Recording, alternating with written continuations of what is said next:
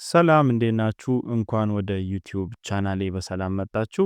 አንተነህ ነኝ። የዛሬ ቪዲዮ ላይ የምናየው ማይክሮሶፍት ኦፊስ በሚያስቸግረን ጊዜ ወይም ደግሞ አልከፍትም በሚለን ጊዜ እንዴት አድርገን ማስተካከል እንደምንችል ነው።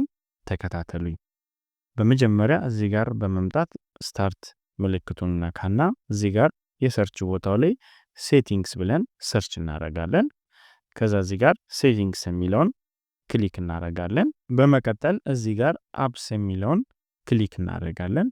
ከዛ እዚህ ጋር ኢንስታል አፕስ የሚል አለ፣ እሱን ክሊክ እናደርጋለን። እዚህ ሰርች ባሩ ጋር በመምጣት 365 ብለን ሰርች እናደርጋለን። ከዛ ይሄንን ያመጣልናል ማለት ነው። እዚህ ጋር እንደምታዩት እዚህ ጋር እንመጣና ይችን ሶስቷን ዶት ክሊክ እናደርጋለን።